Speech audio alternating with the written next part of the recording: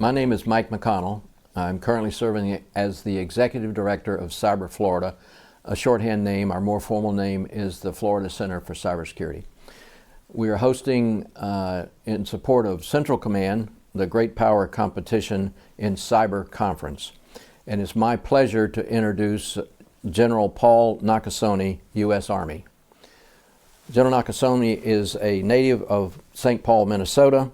He is currently serving as the Commander of U.S. Cyber Command and the Director of the National Security Agency, the 18th Director of the National Security Agency and the 3rd Commander of U.S. Cyber Command. He's an Army officer. He's an intelligence professional. He is a strategic leader who cares about his people, with the emphasis on strategic leadership. He's been described as a great American, dedicated to the security and safety of the United States, not only to the nation's security, but to the values that Americans hold dear. He is a graduate of St. John's University, the University of Southern California, the National Defense Intelligence College, U.S. Army Command and General Staff College, and the U.S. Army War College. He has served in Korea, in Iraq, and in Afghanistan in command and staff positions. And he's had 2 tours serving on the Joint Chiefs of Staff in the Pentagon. An architect in creating and establishing Cyber Command at the outset, he has commanded at all levels. He commanded the National Cyber Mission Force in Cyber Command. He also was the commander of the U.S. Army's Cyber Command as a 3-star before his selection for his 4-star as the commander of U.S. Cyber Command. General Nakasone is known as the quiet commander who listens, decides, and gets things done, like stopping the Russians from interfering with the 2018 midterm elections and the 2020 presidential election. Ladies and gentlemen, General Paul Nakasone.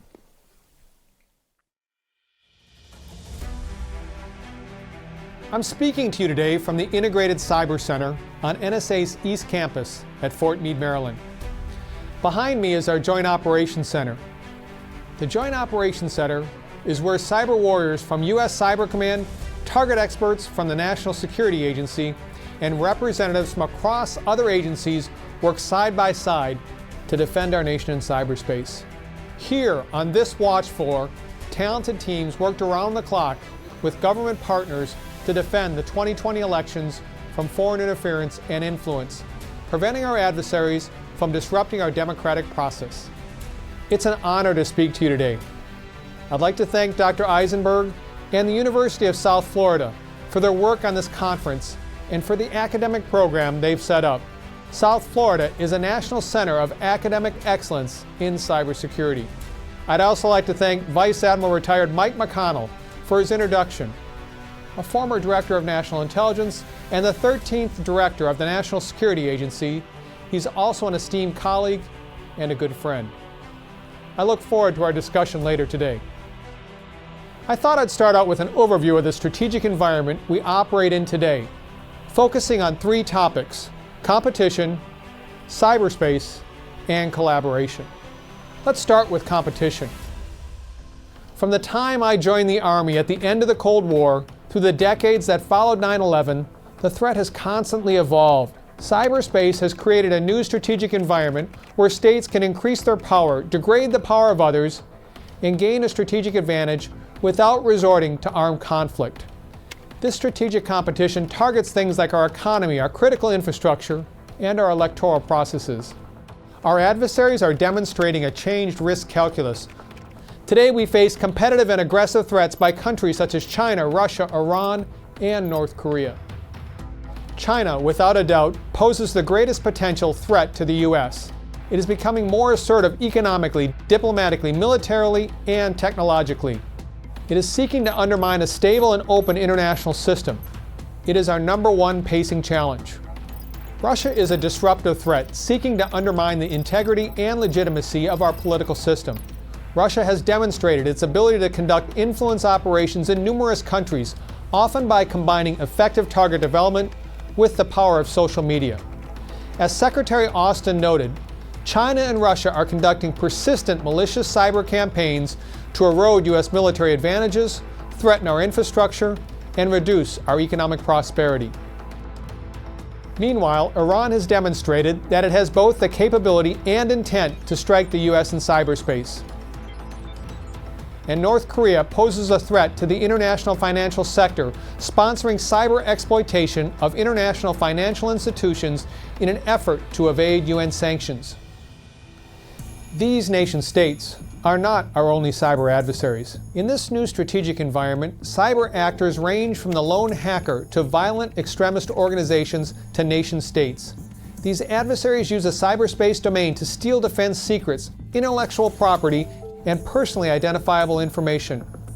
They launch malicious cyber operations during times of crisis or conflict, and they increasingly leverage social media for influence operations. This was the case during the run-up to the 2018 and 2020 election seasons. Moving forward, we expect adversaries to further increase efforts to use cyberspace to undermine U.S. interests and national security. They will continue to identify the vulnerabilities in software used across our government, military, and corporate networks. These malicious actors thrive off the inherent functionality built into operating systems. They use social engineering and spear phishing techniques and rely on poor security practices such as unpatched systems, weak passwords, and single-factor authentication to maneuver surreptitiously throughout U.S. infrastructure. They embrace common anonymization platforms, generalized toolkits, and open-source capabilities, anything that makes it more difficult for network defenders to detect and attribute their activity. They understand the limitations of the government's involvement in corporate network security, and they understand how to gain and maintain access in a manner that mitigates potential retribution. No matter how good we are, these challenges will endure and will only increase in both scale and scope. The consequences of these activities transcend cyber. Our approach must also transcend cyber. It will take a whole-of-government strategy to gain the competitive advantage in this environment. We've learned we must operate together because partnership is power. Simply put, it would be impossible for U.S. Cyber Command and NSA to carry out their missions without collaboration. U.S. Cyber Command's three missions: defending the DoD information network, defending the nation from serious cyber attack, and supporting the joint force, all depend on collaboration. For the DoD information network, U.S. Cyber Command defends our data, our .mil networks, and our weapons platforms from cyber attack. This requires close collaboration with organizations and agencies across the Department of Defense, the federal government, and private industry. Collaboration is crucial to defending our nation from cyber attack. U.S. Cyber Command collaborates with partners worldwide to persistently engage our adversaries in foreign spaces. Here at home, we collaborate with agencies like FBI and DHS, who are responsible for securing our domestic networks. To support the joint force, U.S. Cyber Command collaborates with other combatant commands on offensive and defensive cyber and information operations worldwide. Collaboration is also key to NSA's missions: the collection and analysis of foreign signals intelligence and cybersecurity. NSA's SIGINT mission is usually what people are most familiar with. Engineers, mathematicians, data scientists, linguists, cryptographers, technical experts. All of these people, and many more, all work together every day to make sure NSA's SIGINT mission produces results. While NSA's SIGINT mission is built around our ability to exploit the communications of our foreign adversaries, our Cybersecurity Directorate's primary mission is to make sure our adversaries cannot do the same to us. We secure our government's sensitive communications and safeguard our most lethal weapon systems by producing codes and cryptographic devices. In addition to these crucial missions, NSA also provides analysis on foreign adversary hacker units. Collaboration is the key that enables successful cybersecurity and cyber defense. Earlier, I referenced our success in securing the 2020 election. Critical to that success was the partnership among U.S. Cyber Command, NSA, DHS, and FBI. But equally as important were the contributions of the Department of State and Department of Treasury. We saw firsthand how cyber effects, combined with the actions of our interagency partners, magnified the costs we were able to impose on our foreign adversaries, as well as the effectiveness of our disruptions against them. Effective collaboration enabled us to generate insights on their plans, improve our defenses, and impose costs. All of these efforts meant that on November 3rd, our nation enjoyed a safe and secure election. Collaboration is also at the center of the current whole-of-government response to the SolarWinds breach. Highly skilled, sophisticated actors inserted a malicious cyber capability into a commercial product, which was downloaded and installed in systems all over the world. U.S. Cyber Command and NSA support to FBI, DHS, and the Office of the Director of National Intelligence has been important in the government's overall response as these partner agencies continue to address this issue domestically. As with election security, our collaboration with these agencies is only one part of the effort. Our private sector partnerships are just as important. Some of you may recall in January 2020 when NSA and Microsoft made news by disclosing a critical Windows 10 vulnerability, which Microsoft was able to rapidly mitigate. This collaboration laid the groundwork for the more recent successes in our work with the private sector. Our adversaries will continue to work against us, but our trusted partnerships enable the rapid responses our nation needs to secure our most sensitive networks. At the center of our information sharing with the private sector is NSA's Cybersecurity Collaboration Center. This office was created for the exact purpose of enabling us to work together with industry in an entirely unclassified environment. In this center, we partner with cybersecurity companies to better understand vulnerabilities to critical systems and work together to jointly develop mitigation guidance and protect against the most sophisticated threats. This center allows us to rapidly communicate with industry partners like the Defense Industrial Base to spread key mitigation guidance, which makes the nation safer across both the public and private sector.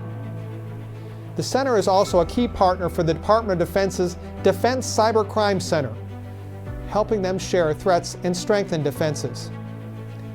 NSA produces timely and actionable cybersecurity guidance and mitigations on a regular basis, with over 30 advisories issued to the public last year, many directly to our cybersecurity partners in the defense and intelligence communities. Effective cybersecurity requires a broad view and the ability to rapidly respond to a wide variety of critical alerts and mitigation guidance, once again, making partnerships key to success. In the last year, U.S. Cyber Command stood up a key information sharing platform to proactively share cyber threats with the National Guard in all 50 states, 3 territories, and the District of Columbia. This program enables U.S. Cyber Command to better understand persistent foreign threats in cyberspace and share key best practices to enable our state's cyber self-defense. Cyber Command also works with our interagency partners to disclose adversary malware and cyber tactics. This bolsters the security of our nation's networks as we enable the industry to patch against it and disrupts adversarial activities like stealing money and information. This sort of persistent engagement costs our adversaries time, money, and effort as they scramble to rebuild their tools and capabilities. No one entity has complete visibility of malicious activity across all systems, software development platforms, cloud environments, or networks. But through this type of public-private collaboration, we make it increasingly difficult for our adversaries to operate against our nation's interests in cyberspace. This new era of strategic competition requires a talented workforce with extraordinary skills and a fierce dedication to mission. At Cyber Command and NSA, we're committed to building the next generation of talent. In everything we do, we rely on our incredible talent to solve the nation's toughest challenges. To build talent, we have to create development programs and strong partnerships with academia. Cyber Command is a trailblazer for the Department of Defense's Cyber Accepted Service. The command benefits from flexible hiring authorities to recruit civilian talent. Even with the impacts of COVID-19, Cyber Command continues to recruit high-end talent to our workforce. NSA's emphasis on education runs from primary education to graduate school with national centers of academic excellence in cybersecurity and Gen Cyber programs. These programs create an educational pathway that promotes the development of a robust, capable cybersecurity workforce. National Centers of Academic Excellence in Cybersecurity launched in 1999 with 7 institutions. Today, there are more than 330. These institutions play a vital role in our nation's cybersecurity. They educate our nation's cyber first responders. Producing more than 20,000 diverse graduates each year in the cybersecurity field, these centers provide a formidable talent pool for both industry partners and the federal government. Gen Cyber reaches almost 5,000 students annually, 45% of whom are minorities. The program promotes cybersecurity education with year-round outreach in schools and summer camps for students and teachers. Last year, the agency announced a partnership with the Department of Defense Small Business Office and the Maryland Institute of Security and Innovation to increase the diversity in the cybersecurity workforce pipeline. This Cybersecurity Education Diversity Initiative provides mentorship to historically black colleges and universities and minority-serving institutions. These are just a few of the programs that ensure we recruit, train, and retain the talent we need here at U.S. Cyber Command and NSA. Nothing is more important. Thank you for your time today. We are all here with one overarching goal: to secure our future. As threats evolve and our adversaries become more sophisticated, we must remain ahead of the curve. I have confidence that we, as a nation, working together, will meet the critical challenges ahead. Enjoy the conference.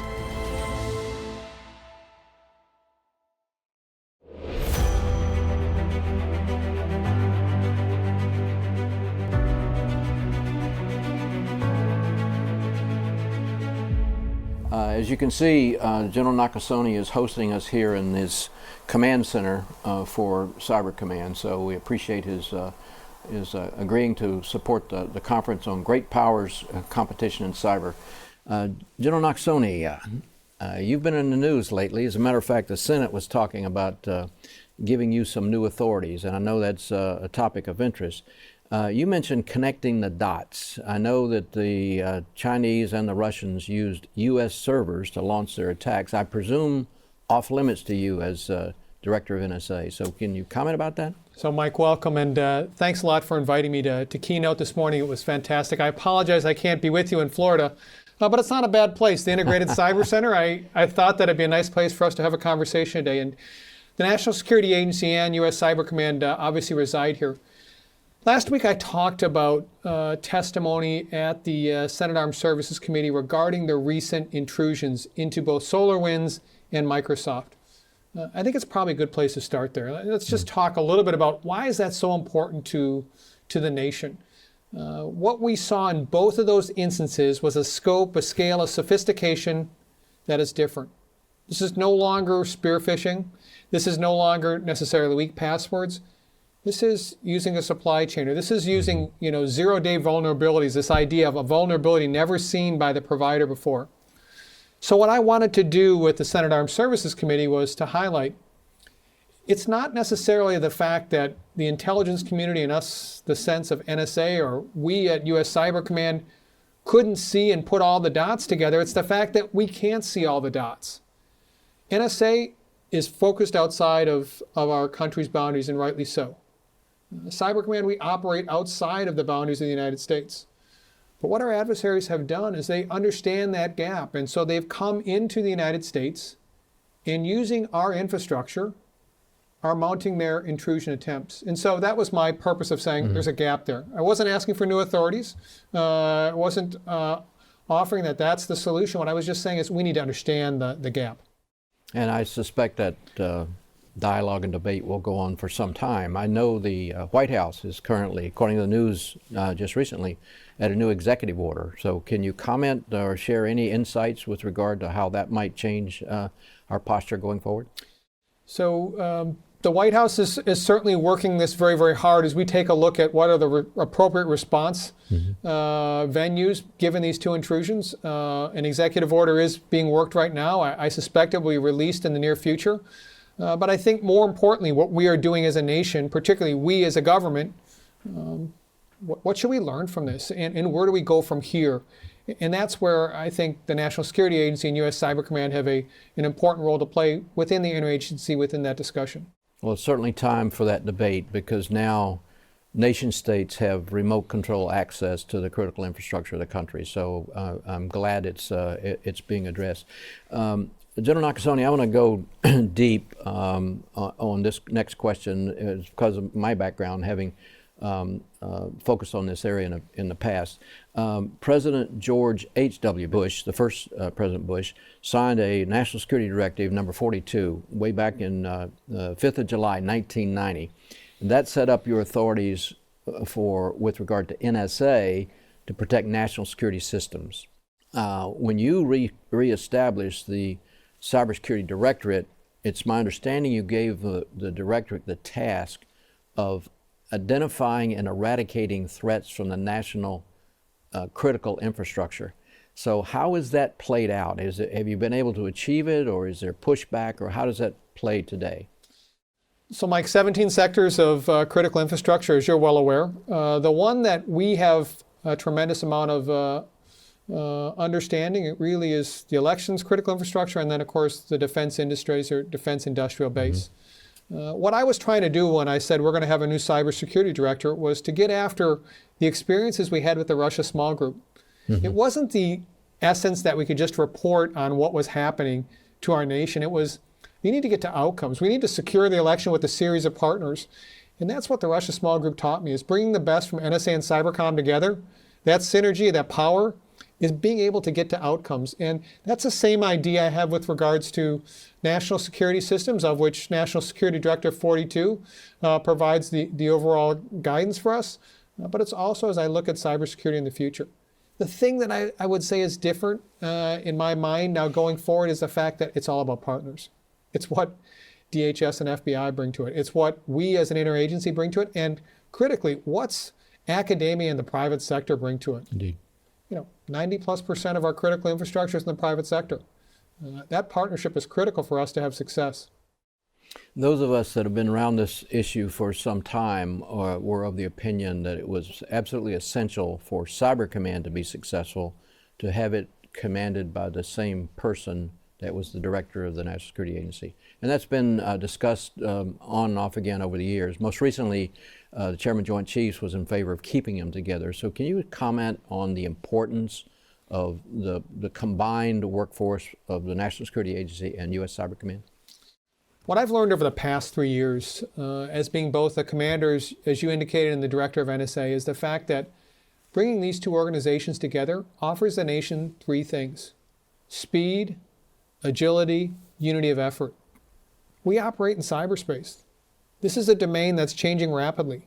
And so being able to look at our adversaries and agilely place ourselves, and being able to do it at speed and with the combined power of both a combatant command and a large element of the intelligence community, that gives the nation power. That gives our policymakers an ability to make good decisions, and it gives a security that I think the nation needs.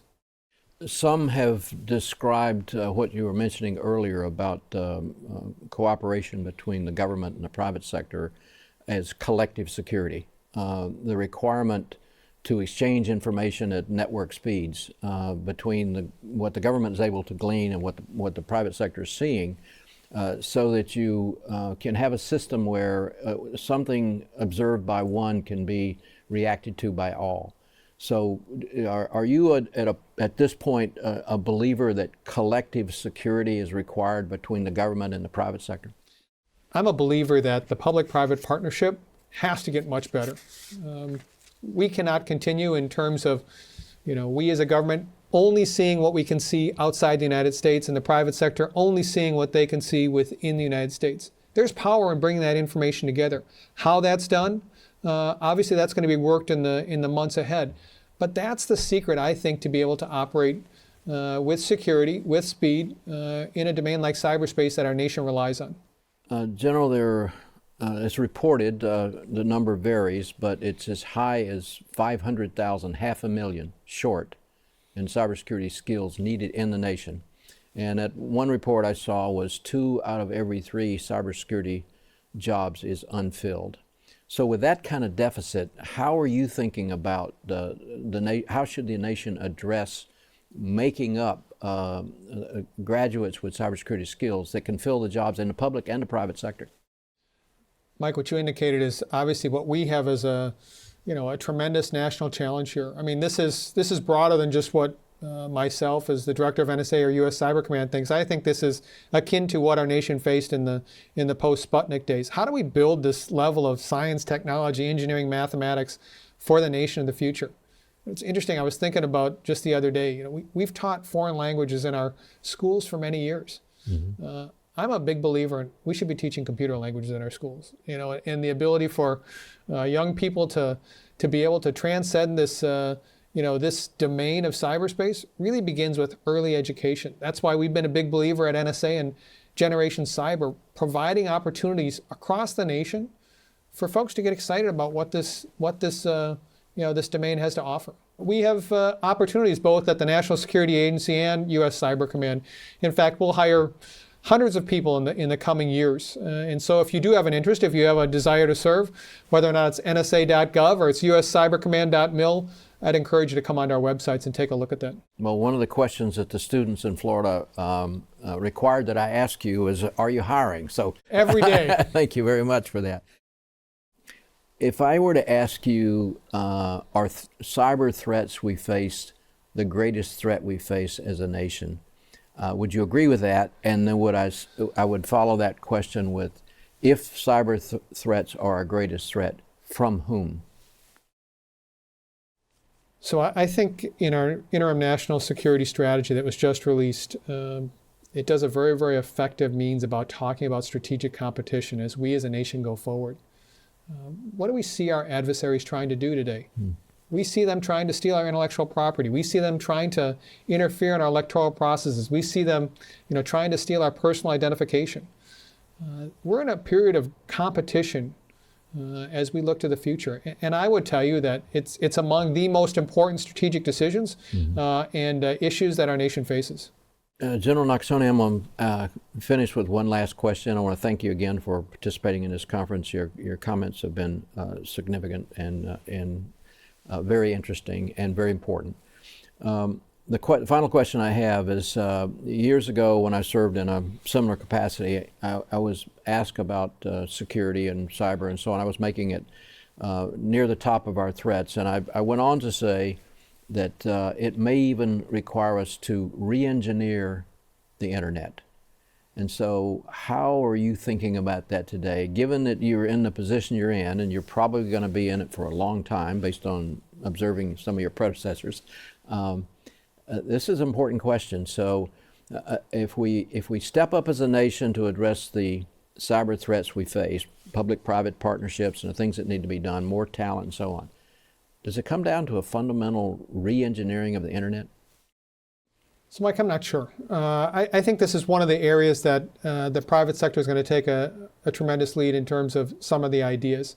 What I'm really very focused on today is a couple issues. One is, how do we ensure the security of our communications? So as you well know, here at NSA, we build the keys, the codes, and the cryptographic materials for our most sensitive communications and our most lethal weapon systems. So being able to secure those communications is critical. The second piece, and one that I think we should just highlight, is the fact that influence and influence operations are something that we as a nation have seen over the past 5 years. That's not going to dissipate.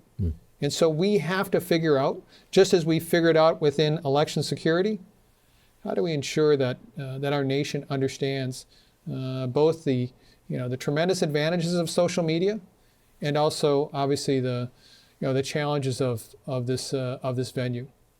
And then the last part of it all, what I really think about the most every single day is talent. It's what you see out there in terms of working every single day. It's what makes our agency go. It's what makes our command powerful. It's talent. And so being able to ensure that we recruit, we develop, and we retain our best talent, that's where I spend most of my time every single day. Well, General Nakasone, thank you for your comment, and we'll bid General Nakasone adieu and appreciate his comments and support to this conference.